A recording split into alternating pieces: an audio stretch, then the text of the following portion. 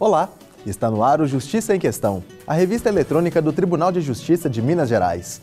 Em julho deste ano, o TJMG elegeu novos gestores para o biênio 2016-2018. O primeiro vice-presidente, desembargador Geraldo Augusto, recebeu nossa equipe para falar sobre os planos para a nova gestão. Diálogo e solução de conflitos. Conheça o serviço de atendimento pré-processual da Central de Atermação em Belo Horizonte, que evita o ingresso de ações na Justiça. O Justiça em Questão conta a história de uma criança que foi indenizada por ter sofrido queimaduras de 2º grau ao usar um escorregador de um clube em Muriaé. Você sabe quais as regras estão envolvidas na locação de imóveis urbanos? O JQ mostra o que é preciso observar nos contratos de aluguel. E mais, nossa equipe visitou um espaço Mamãe Bebê, um berçário no Centro Socioeducativo Feminino de Belo Horizonte, e mostra como o espaço permite que mães adolescentes cumpram medida socioeducativa e convivam com seus bebês. Fique com a gente, o Justiça em Questão começa agora.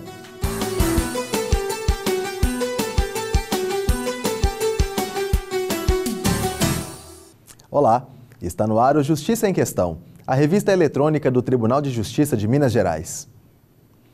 No dia 1º de julho, os novos dirigentes do TJMG tomaram posse para o biênio 2016-2018. No início deste mês, nós entrevistamos o presidente da Casa, desembargador Herbert Carneiro, que falou sobre planos e as prioridades da sua gestão. A partir de hoje, a nossa equipe conversa com os demais dirigentes do Judiciário Mineiro. O desembargador Geraldo Augusto de Almeida recebeu a repórter Helena Pavlov e falou sobre os planos para o período em que estará à frente da primeira vice-presidência do Tribunal Mineiro. O primeiro vice-presidente é também o superintendente judiciário da 2ª instância. Ele administra os cartórios de recursos aos tribunais superiores e promove as publicações judiciais no Diário do Judiciário Eletrônico. O primeiro vice-presidente também dá apoio técnico aos desembargadores para a otimização do trabalho nos gabinetes, para o estabelecimento das rotinas e para a boa gestão das equipes. Também é ele que distribui e autoriza a redistribuição dos feitos administrativos ou judiciais. Na área judicial, é ele quem vai atuar nos pedidos feitos em medidas urgentes quando a espera da distribuição puder frustrar a eficácia da medida. Quando necessário, o primeiro vice substitui o presidente. Desembargador, muito obrigada por nos receber. Cabe ao primeiro vice-presidente promover a uniformização de procedimentos na tramitação dos feitos no tribunal e garantir condições para que o judiciário alcance os resultados esperados na prestação jurisdicional. Em relação a esses processos de trabalho, quais serão as prioridades da sua gestão? Em primeiro lugar, sou eu quem agradece. Cabe à primeira vice-presidência exatamente toda a dinâmica, a superintendência de todo o trabalho jurisdicional, que são os julgamentos. Então, todo o andamento de distribuição de feitos, autuação, sessões de julgamentos, relacionamento com os cartórios, os escrivães, os escreventes, toda essa máquina que faz funcionar e depois dá o resultado dos julgamentos. A prioridade é justamente manter e evoluir mais ainda esse trabalho específico, que é o primeiro trabalho do tribunal, é a finalidade primeira do Poder Judiciário, que é julgar e, na linguagem técnica, exercer a prestação jurisdicional. O novo Código de Processo Civil instituiu sessões especiais para julgar os recursos repetitivos que serão presididos pelo senhor. Quais são os desafios que o novo CPC traz? O desafio é exatamente implementar essa novidade nos julgamentos.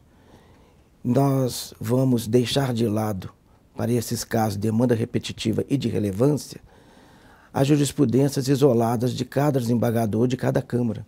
Vamos reunir, então, nessas sessões, conversarmos, estudar, ver qual que é a melhor solução para o tribunal ter uma voz única, uma decisão única nesses casos. Quando chegar uma demanda dessa, repetitiva ou de relevância, como por exemplo, podemos citar o caso da Samarco. Já tem, ao que parece, 8.000 feitos ou mais, né? Há ainda uma discussão sobre competência estadual ou federal. Mas nesses casos, não há como ficar cada juiz decidindo, inclusive com vários conflitos de competência estadual e federal, como já disse, e depois cada Câmara aqui no tribunal. O que nós temos que implementar?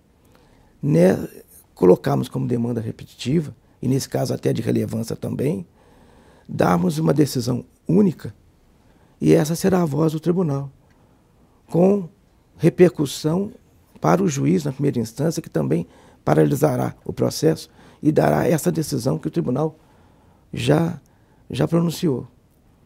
Isso trará celeridade no julgamento, credibilidade, segurança jurídica para o cidadão que espera a solução do seu caso.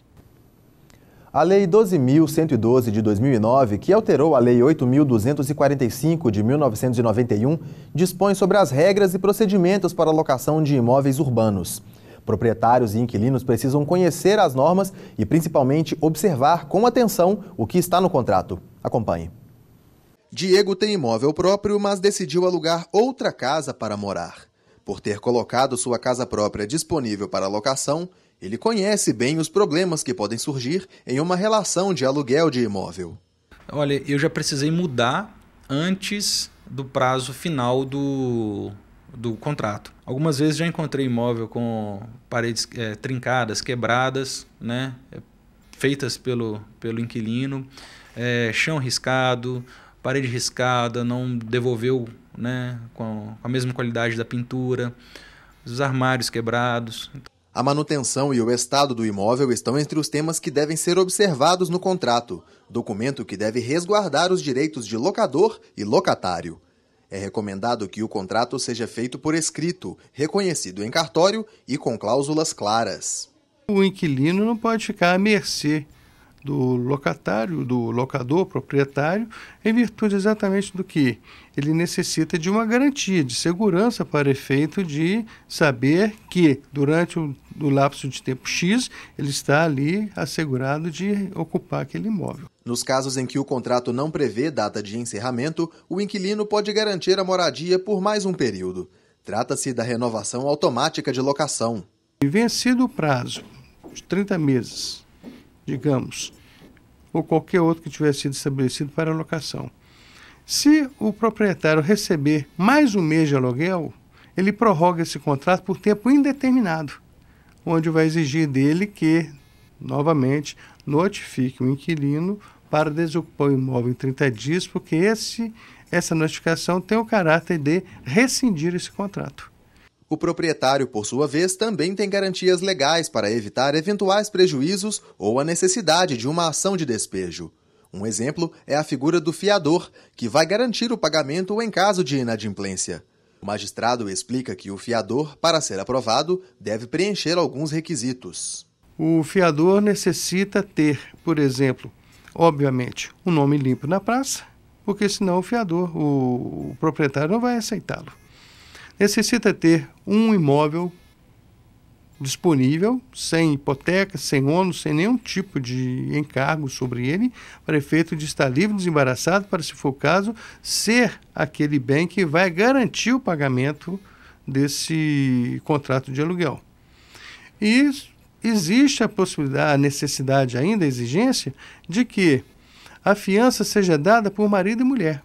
Mas a opção pela fiança nem sempre é a mais fácil. Como alternativas ao fiador, existem o seguro-fiança, modalidade em que uma seguradora assume o débito pelo inquilino e depois cobra dele o valor, e a caução, um pagamento adiantado de 3 meses do aluguel que pode ser resgatado ao final do contrato.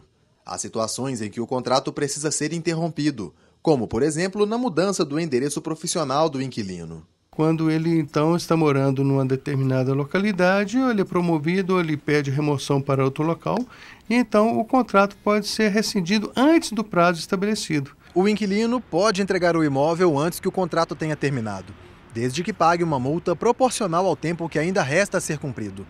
Quando a entrega antecipada for justificada por alteração do local de trabalho do inquilino, não haverá cobrança de multa. Em todas as situações, o proprietário deve ser comunicado com 30 dias de antecedência. Mas pode acontecer também o inverso, o proprietário precisar do imóvel antes do término do contrato. Esta situação é chamada de denúncia cheia. O desembargador explica.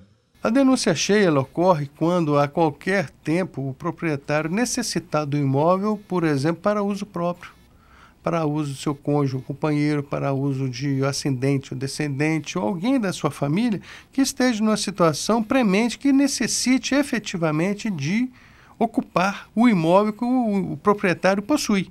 Nessa hipótese, você pode promover a denúncia cheia e, justificando junto ao inquilino, dar a ele o prazo de 30 dias para desocupar o imóvel. Também é importante ficar atento no momento da devolução do imóvel. O laudo de vistoria, feito quando o contrato foi firmado, servirá de comparativo para avaliar como está a situação do bem. Diego se preocupa em manter a qualidade da pintura e outros detalhes do imóvel. Ele sabe a importância de receber uma moradia bem conservada. Então, sim, eu procuro eu e minha esposa a cuidar bem do imóvel, né? E algumas vezes, né, que eu já devolvi o imóvel, o proprietário disse que recebeu o imóvel em melhores condições do que ele estava antes. Então, assim, eu me preocupo muito com isso. Eu acho que deveria ser uma preocupação de todos os inquilinos, né? Porque o imóvel não é propriedade sua. Você está ali morando, você está usufruindo do imóvel. Você deve cuidá-lo como se fosse seu. No próximo bloco, conheça o trabalho de atendimento pré-processual na capital mineira que promove a solução de conflitos antes que eles se tornem ações na justiça. E mais, o TJMG condenou um clube a indenizar uma criança que teve queimaduras ao brincar em um escorregador. Voltamos em instantes.